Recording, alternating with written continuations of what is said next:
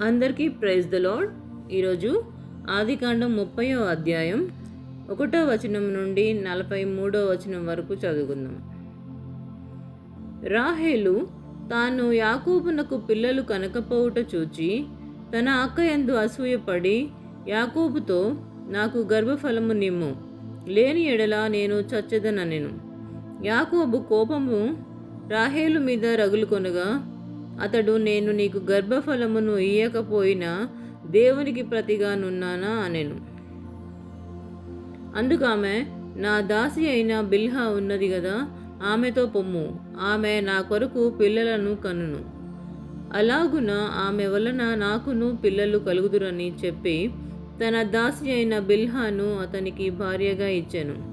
యాకోబు ఆమెతో పోగా బిల్హా గర్భవతి అయి యాకోబునకు కుమారుని కనెను. అప్పుడు రాహేలు, దేవుడు నాకు తీర్పు తీర్చెను, ఆయన నా మొరను విని నాకు కుమారుని దయచేసెననుకొని అతనికి దాను అని పేరు పెట్టెను. రాహేలు దాసి అయిన బిల్హా తిరిగి గర్భవతి అయి యాకోబుకు 2వ కుమారుని కనెను. అప్పుడు రాహేలు, దేవుని కృప విషయమై నా అక్కతో పోరాడి గెలిచితిననుకొని అతనికి నఫ్తాలి అను పేరు పెట్టెను. లేయా తనకు కానుపు ఒడుగుట చూచి తన దాసి అయిన జిల్ఫాను తీసుకొని యాకోబునకు ఆమెను భార్యగా ఇచ్చెను. లేయా దాసి అయిన జిల్ఫా యాకోబునకు కుమారుని కనగా లేయా, ఇది అదృష్టమే గదా అనుకొని అతనికి గాదు అను పేరు పెట్టెను.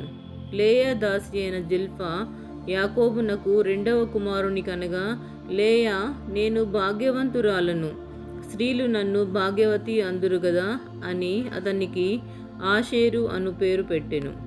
గోధుమల కోతకాలములో రూబేను వెళ్ళి పొలములో పుత్రదాత వృక్షపు పండ్లు చూచి తన తల్లి అయిన లేయాకు తెచ్చి ఇచ్చెను. అప్పుడు రాహేలు, నీ కుమారుని పుత్రదాత వృక్షపు పండ్లలో కొన్ని నాకు దయచేయమని లేయాతో అనగా ఆమె, నా భర్తను తీసుకొంటివే, అది చాలదా? ఇప్పుడు నా కుమారుని పుత్రదాత వృక్షపు పండ్లను తీసుకొందువా అని చెప్పెను. అందుకు రాహేలు, కాబట్టి నీ కుమారుని పుత్రదాత వృక్షపు పండ్ల నిమిత్తము అతడు ఈ రాత్రి నీతో శయనించునని చెప్పెను. సాయంకాలమందు యాకోబు పొలము నుండి వచ్చినప్పుడు లేయా అతనిని ఎదుర్కొనబోయి, నీవు నా యొద్దకు రావలెను, నా కుమారుని పుత్రదాత వృక్షపు పండ్లతో నిన్ను కొంటినని చెప్పెను. కాబట్టి అతడు ఆ రాత్రి ఆమెతో శయనించెను. దేవుడు లేయా మనవి వినెను గనుక ఆమె గర్భవతి అయి యాకోబునకు 5వ కుమారుని కనెను. లేయా, నేను నా పెనిమిటికి నా దాసినిచ్చినందున దేవుడు నాకు ప్రతిఫలము దయచేసెననుకొని అతనికి ఇస్సాకారు అను పేరు పెట్టెను. లేయా మరలా గర్భవతి అయి యాకోబునకు 6వ కుమారుని కనెను. అప్పుడు లేయా, దేవుడు మంచి బహుమతి నాకు దయచేసెను, నా పెనిమిటికి 6 కుమారులను కనియున్నాను గనుక అతడికను నాతో కాపురము చేయననుకుని అతనికి జెబూలూను అను పేరు పెట్టెను. ఆ తర్వాత ఆమె కుమార్తెను కని ఆమెకు దీనా అను పేరు పెట్టెను. దేవుడు రాహేలును జ్ఞాపకము చేసుకుని ఆమె మనవి విని ఆమె గర్భము తెరచెను. అప్పుడు ఆమె గర్భవతి అయి కుమారుని కని దేవుడు నా నింద తొలగించననుకొనెను.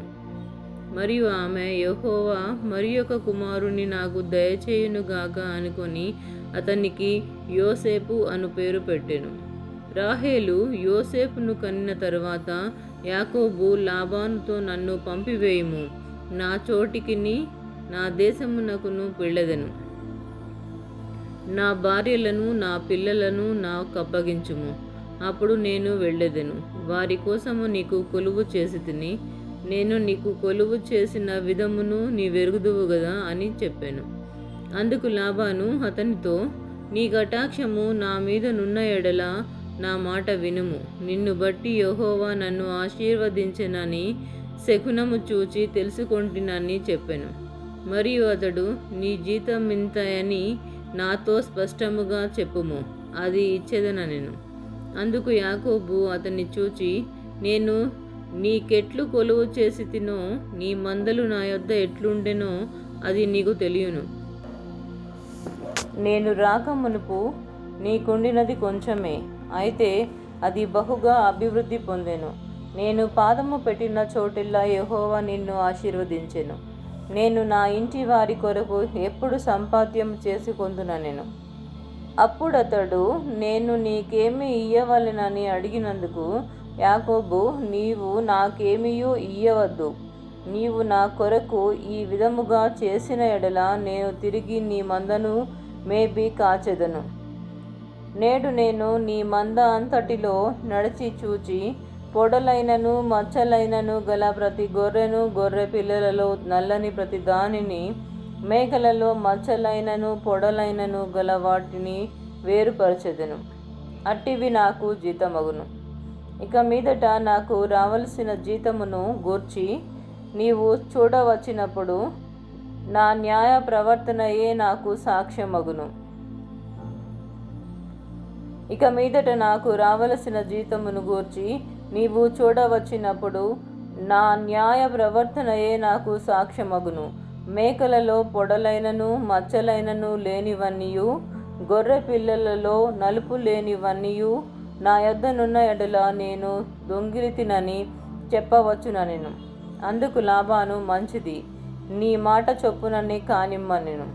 ఆ దినమున లాబాను చార అయినను మచ్చ అయినను గల మేకపోతులను, పొడలైనను మచ్చలైనను గల పెంటి మేకలన్నిటినీ, కొంచెము తెలుపు గల ప్రతి దానిని, గొర్రె పిల్లలలో నల్ల వాటినన్నిటినీ వేరు చేసి తన కుమారుల చేతికి అప్పగించి, తనకును యాకోబునకును మధ్య 3 దినముల ప్రయాణమంత దూరము పెట్టెను.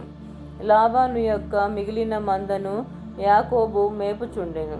యాకోబు చినారు, జంగి, సాలు అను చెట్ల చువ్వలను తీసుకొని ఆ చువ్వలతో తెల్ల చారలు కనబడునట్లు అక్కడక్కడ వాటి తొక్కలు ఒలిచి, మందలు నీళ్లు త్రాగవచ్చినప్పుడు అవి చూలు కట్టుటకు అతడు తాను ఒలిచిన చువ్వలను మందలు త్రాగుటకు వచ్చు కాలువలలోను నీళ్ల గాళ్లలోను వాటి ఎదుట పెట్టగా, మందలు ఆ చువ్వల ఎదుట చూలు కట్టి చారలైనను పొడలైనను మచ్చలైనను గల పిల్లలను ఈనెను.